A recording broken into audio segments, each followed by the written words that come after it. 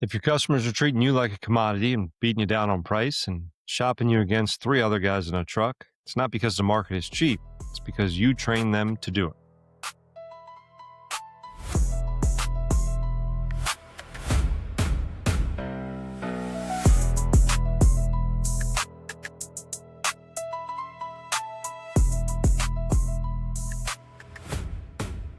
What's going on, everyone? Welcome back to the Fitz Franson Show. I'm Fitz. And I'm Franson. This is the show where we strip away the fluff, ignore the hype, and get to the core of what it actually takes to win in business and in life. Yeah, we're not here to tell you what you want to hear. We're here to tell you what you need to hear.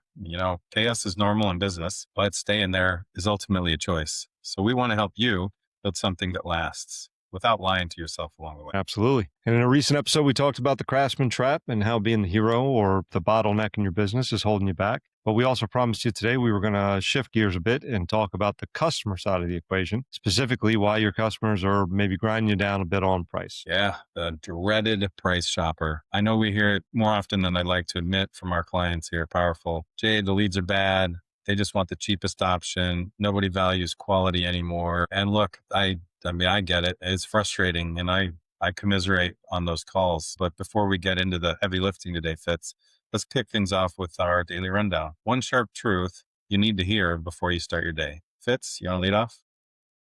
Yeah, no problem. I can take it. So how about this? Here's your truth for today. Your customer's budget, their true budget, is only something that they could know, and it usually isn't the problem, right? Your problem is communicating the right stuff, which is usually two things. One, your value, and two, the path to affordability. We got to establish that they both need and want what you offer. Then it's your responsibility to bridge the budget gap between the need and the want with a clear path to affordability. I like that. That's a good one. All right, so here's mine. You can't outmarket a bad sales process. You can pour $10,000 into Facebook ads. You can have the most beautiful website in your market. But if your rep shows up looking like you just rolled out of bed and hands over a handwritten quote on a napkin, you kind of just threw that marketing budget out the window. Ouch. I feel like, is that because I got a wrinkly collar today, Jay? That felt like a little bit of a jab. So frumpy. Yeah. It's true, but ouch, right? So, okay, so let's get into the hot take for today here, Jay. The conventional wisdom, so to speak, in the contracting world is that to win more bids in a tight market, you have to maybe lower your price or run the massive discounts, right? Like the idea would be get the job at all costs. But what I would argue is that maybe actual wisdom, or at least the wisdom that survives the tight market, would say that those who build and better yet, maybe add value and deliver that value will actually thrive in the tight market. Yeah, that's good. And, I'm going to grab a hot take as well here. Discounting your services to win a job ends up building a slow death. You end up accidentally creating a race to the bottom, and really nobody wins in that race to the bottom. So in fact, when you immediately drop your price, the second a homeowner pushes back, you are actively training them that your initial price was even a little. I'm not saying don't do promotions, or don't do discounts. I'm saying be strategic with where they are. It's best to walk in with a, like Fitz said, a clear value. But maybe you do. I know, Fitz, we're here in July 2026 and it's America's 250th anniversary. Do a promotion for the 4th of July. Or have a discount in mind when you walk in the door, but be careful when those are offered. Yeah, I think you're spot on there. I think that it's a good thing to have an offer that is tangible and exists, out on Facebook or Google or whatever it might be. But the second you start just throwing random things out or dropping your pants, so to speak, when you're in the house, that's where it becomes a problem. So, Jay, I would tend to agree with the overall sentiment of it for sure, but I will push back just a touch, on the overall statement, because I know what the people listening are going to be thinking here, and maybe play a little devil's advocate on their behalf, right? What they're probably thinking is, I got a crew that needs to eat next week, or they've got the truck payment that's due, or and when all that's, coming up in their head, they're sitting at the kitchen table and the homeowner says, I have a guy who can do the concrete coating for $2,000 less than you're quoting me. Yeah. In that instance, what your margin is, it's already a little bit thin, but some money's better than no money. Yeah. how do you tell a guy at that point to walk away when he needs the cash flow? Yeah. Yeah. Man. Yeah. I understand that pressure too. I get it. The anxiety of an empty schedule is real, but you have to look at the long game, really. When you take a job at a loss or barely break even, you aren't just hurting your bank account for that one job. You're setting a precedent. You're telling your market, I'm the cheap option. And Mm. cheap customers refer to other cheap customers, which is worth noting, right? When we give a deal to one, word spreads. So you get stuck in the cycle where you're working twice as hard for half the money, biting your Mhm. fingernails, hoping nothing goes wrong on the install because at this point, you don't have any margin in there for error. Yeah, that's tuition on that lesson that is pretty expensive, right? Unfortunately, it's a tuition that I've paid, and I've paid that tab, unfortunately, probably more times than I care to mention. But I remember one in my career early on, in particular. This house was in a nice neighborhood in Northern Virginia, just outside of DC. It was a very large job, and homeowner really beat us up on price, and we had no business taking it at the level that we did. But we wanted those photos for our portfolio. It was going to be a nice job, look really good. Mhm. We thought that if we were to take it, this homeowner would end up singing our praises and end up being kind of like that show home in the neighborhood. There was all these things in the back of our head that like added Yeah. up to the return on investment, so to speak. And like I said, we got beat up on price and ultimately ended up caving on it. And unfortunately, instead of getting the praise, we spent the next, several weeks being nitpicked about, everything by the customer. And it was one of those situations where every time my phone rang, my stomach dropped because I Yeah. knew it was a customer who was going to be asking me for one more just little thing, right? Like, hey, just could we do this Mhm. extra thing too? And they certainly weren't going to be paying for it, and it wasn't included in the scope already. So Yeah. the challenge was is I had no leverage because I'd already set the precedent that we were the type of company that would just bend over and do whatever it took to take the job. Mhm. So Yeah. the reality was we Jay, we had touched that hot stove and we got burnt pretty badly, as a result. Yeah. I like that phrase. Hey, touch the hot stove. And as long as you learn from it, right? Don't touch Mm, it again. yep. So today, Fitz, why don't we break down kind of three ways that contractors are actively training their customers to treat them like a commodity? I think that most owners don't wake up and say, "Hey, I want to be the cheapest guy in town." I think things like this happen by accident. Yeah, there's no doubt. I think you find yourself trapped in this spot. So, all right, let's go ahead and do it for them. So, sign maybe number one. We talk about this often, but it is true, and Mhm. it's worth repeating. Your speed to lead Mhm. is non-existent. Yeah. Yeah. And this is a big one. If a homeowner fills out a form on your website or clicks an ad and it takes you a day or two to call them back, in most cases, you've already lost, especially here in 2026. The consumer expectation is basically instant. If you're not calling them within 5 minutes, I can pretty much guarantee you that probably three other guys they requested quotes from already have. Yeah, I think it almost kind of creates this like you got a minute type like culture for your customers, right? And they want answers now, right? That's why they filled it out in that moment. It's the highest level of motivation that they have. And if you're the owner and you're still stuck in that, like we talked about last episode, wearing all the hats, you're got the chief firefighter badge on and you're out on a job site, your hands are dirty still, and you can't answer the phone. So the lead sits there. And by the time you Yeah, call them back at 6 p.m. or 7 p.m., they're annoyed or they've moved yeah, on and they've already booked an appointment with your competitor. You've just communicated to them that their project isn't worthwhile. It's not a priority. yeah, So when you finally do show up to quote it, why would they pay a premium for a company that can't even return a phone call on time? yeah, yeah. I agree. So let's just talk practical. Let's just make it really simple. This is where a simple automation or a VA or an AI tool that you're familiar with or a great team member that you can hand this off to. It's where they need to step in. You don't need to be sitting at your desk waiting for the phone to ring anymore. You can set up these automations in most cases in your current CRM. Powerful works with a lot of them. We see Salesforce and Builder Prime and Jobber and Drip Jobs and a bunch more like that.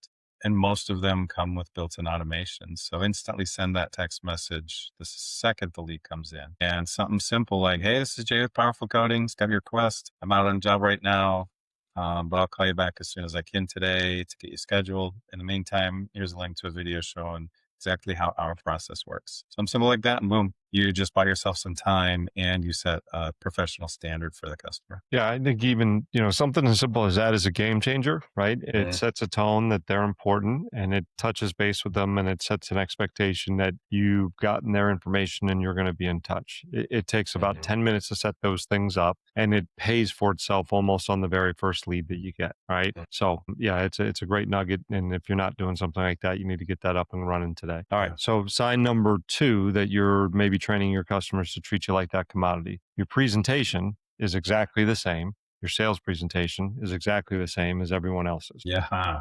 The dreaded chuck in a truck or man in a van syndrome. Exactly, right? You haven't maybe modernized or added any of the psychology and all of those things that have advanced our industry over the last several years here. So you end up walking in and you measure the floor or the roof or the windows or whatever it is. You hum and haw a little bit and you write, a number on the back of a business card, or you're still using kind of the generic carbon copy invoice pad, and you hand it over to them. You haven't asked them any important questions, anything that matters to them, and you haven't built any rapport. You haven't explained why your product or process or company is better. You just gave them a number. Yeah.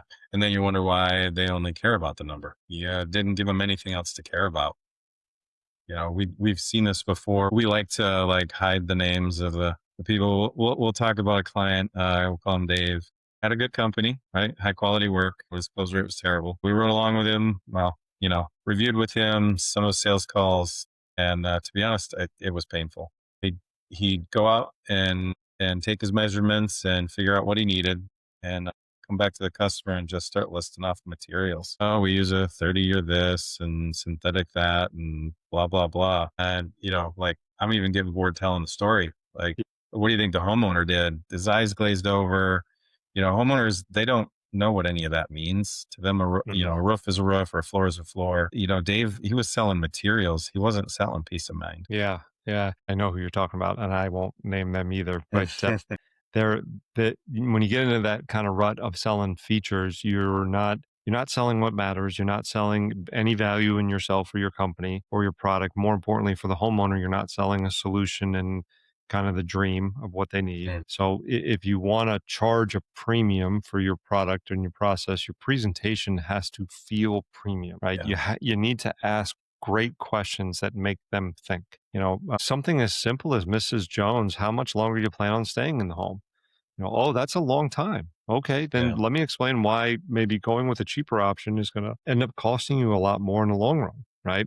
You have Yeah. to reframe the conversation from, maybe a cost or an expense to a true investment. Yeah. Yeah. And that's so true. You look at a lot of these things and we go, well, if I'm going to be here 10 years and I'm looking at a flooring material that says it lasts 5, do I want to do this twice? Hmm. So, that's exactly right. So third one, final way you are possibly training your customers to treat you like a commodity is you cave the second they object to the price. The Mhm. dreaded fold, the immediate fold, if you will, right? Can't say that I Mhm. haven't been in a slump and done it myself, Mhm. but I'm man enough to admit that it's happened, but certainly not as much as I've heard from others out there for sure too. So look, I mean, we've heard it before, but like when a customer says, "Oh, your price is too high," okay, well, I'll knock 15% off if you're willing to move forward today. Like, Mhm. what does that do for you really? Like, how much more would you knock off? Like, you're just in the Yeah. game of like, what is it going to take at that point? Yeah. Yeah. I mean, you basically just told the customer that you were trying to rip them off 30 seconds ago. Exactly. Yeah. I think you're doing at that point is immediately destroying trust, right? That Mhm. you hopefully worked really hard to build and did establish at some point. So look, we talk about this in a lot of episodes, but definitely in a previous episode here recently, and it bears repeating. Your price is too high comment from a homeowner is not like pure rejection. It's not Yeah. rejection really at all. In my view, it's an invitation. It's an Mhm. invitation for you to talk a little bit longer and talk about what it is that they see as far as value in you Mhm. and what it is that you're offering. It means that they want to buy from you, but they need help in the justification of the cost so that they don't at the end of the day feel kind of dumb for just pulling the trigger right away. Yeah. Yeah. Yeah. That's right. And you need the courage to hold the line. The sales rep needs to recognize that there's a bigger relationship to be had with the customer than just winning the sale. One of the secret weapons, right, that we can use is silence. Silence Mm. can really be your best friend in that moment. When they say that the other guy is, $2 grand cheaper, wait a minute, pause, take a breath, and then you can come back with something like, I know, and there's a reason for that. Are you interested in having me walk you through exactly what they are leaving out of their quote to get that number? Yeah, I think that silence is powerful, and that confident response is even more so powerful, right? Mhm. It ends up shifting the dynamic completely in that moment. You stop doing what a lot of reps make the mistake in this moment in doing, which is defending your price, and you start making them maybe question the other person's price and, well, yeah, they must be leaving something out if it's that much less, right? It's a totally different, roadmap, so to speak. And I Yeah. think that that's a huge, huge deal. Yeah. We had a customer that we worked with that had over 500 5-star Google reviews. And that is actually what he would use a lot of times when the customer would say, oh, this, so and so would do it for cheap, or he'd say, hey, if you don't mind, why don't we pull up just the Google business profile and take a look? And oh, they have 12 Google reviews, and they're a 4.6. Interesting. I'm sitting at 500 and I have a 5-star. And so who do you think is going to take care of you for the long haul? How about that? So yeah, right. Powerful stuff. So let's wrap it up for the folks who stuck with us today, Fitz. Let's just kind of nail them down and go back over the 3 clear takeaways. Yeah, no problem. You got it. So, all right, number one, speed to lead sets the tone. If you are slow to Yeah. respond, you're telling them that you don't give a damn, right? Yep. Use automation to buy yourself some time. It's a really clean, easy way to get this done. Number two, your presentation dictates your perceived value, right? So stop selling materials and start selling that peace of mind like we talked about earlier. And last, number three here, don't fold, right? Grow a backbone and stand up Yeah. for yourself, right? Don't fold on price without removing scope or some portion of the project, right? Having the Yeah. courage to hold your line and explain your worth is a big deal. Yeah. This is good stuff. One thing I'll say is that your market can definitely dictate your strategy. Your systems, those can help determine your capacity. And really, kind of that last one, your confidence, that determines your price. Well said there, Sensei.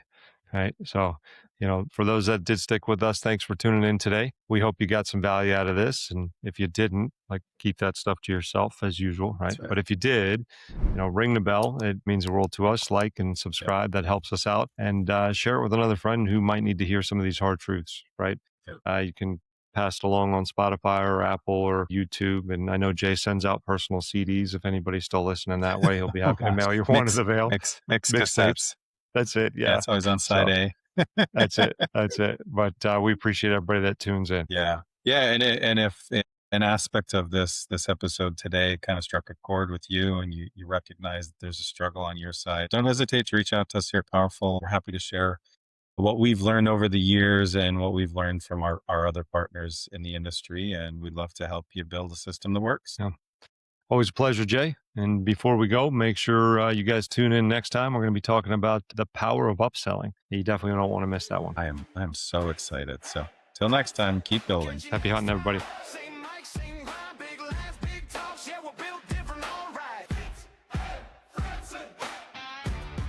Thanks for watching. Now get back to work.